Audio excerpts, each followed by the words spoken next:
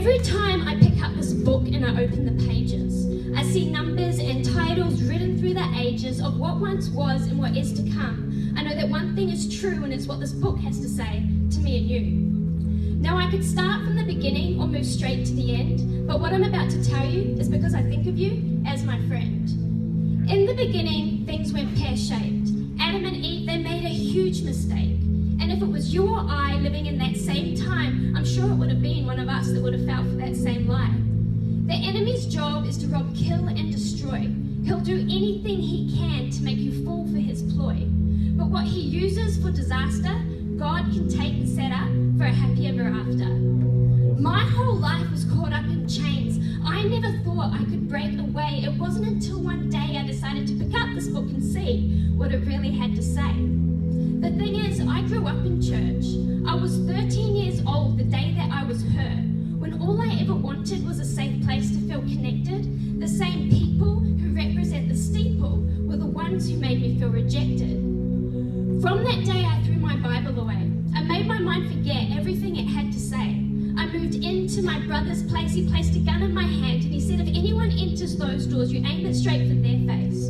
I was now running a whole new race. Everything I'd ever known had now been erased. I was eternally separated from his grace.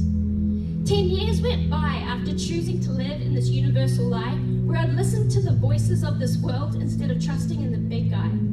But then when I gave my life back to Jesus Christ, he removed the veil from my eyes and revealed to me the truth of his word, what the enemy disguised as lies.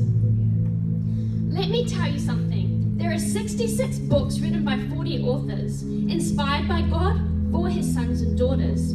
This book isn't about rules and regulations. It's about wisdom and guidance to set up the next generation. The one thing that I did wrong when I was 13 was I put my hope in man instead of putting my hope in the King. I was looking for something to fill that void because what I had at home had been lost and destroyed. Too often you see people these days listen to the media on how to behave, but the one place that the media will lead you is 6 feet deep with your name on a grave. People will say, well, I don't like organized religion, and the system have too much control in my decisions.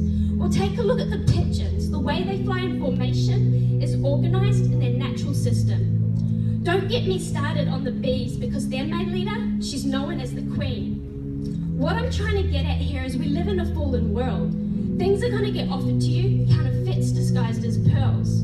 Now, I'm not trying to be no huckster, but your good deeds and right behavior isn't what's going to allow you to receive God's favor, because we all fall short of his glory. He's just waiting for you to ask him to be a part of your story. For everyone who calls upon the name of the Lord shall be saved. Step into his grace before you step into your grave.